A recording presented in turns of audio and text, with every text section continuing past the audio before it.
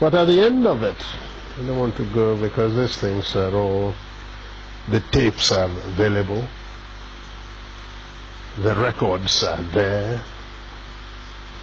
In fact, only about 2 weeks ago I saw a set of the records again. The transcripts are available. But we talked about the Nigerian situation, and certainly at the end everybody says, oh, you told them this, you did that. The fact was that our case was so clear that I actually believe at the end of Aburi that the problem was not Gawan, but probably some ambassadors in Lagos who were pressing for something else. Because we understood each other. We agreed on every single point.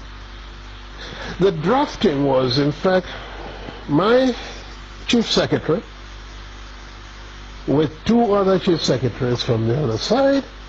They said, no, and drafted and agreed. We looked at it, we agreed. General Ankara read over the whole report again to us at the end, asked us if we wanted to amend anything. No.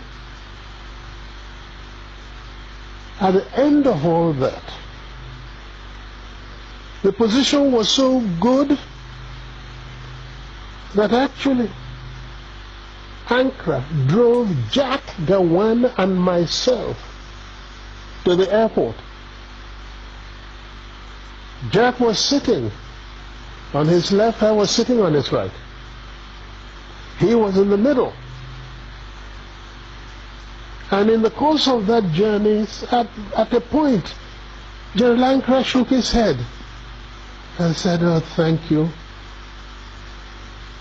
Thank you. If only we can go on like this, everything would be all right. I believe I was the one. As I do now from time to time, I go for the dramatic. Suddenly I picked up Gawan's hand, put it on Ankara's lap, brought my other hand, placed it on it, and I said, General Sir, hold us together, I want to say something. So General Ankara put his hand on top of the 2 hands, and I said, General, I want to assure you that I am totally satisfied with everything we said. I will even go further and say to you something I did not say at the conference, and that is that once we have implemented everything we have said, I would ask you for one favor and one favor only, and that would be to be the one to propose Jack Gawan as the head of state of Nigeria. It was a 2-day conference of peers and old mates, but its aftermath produced even further controversy. When we came back, and Ojukwu did not go to make the statement he made first, virtually giving the impression that we've agreed for a confederation to move apart, etc., which was really not in exactly that.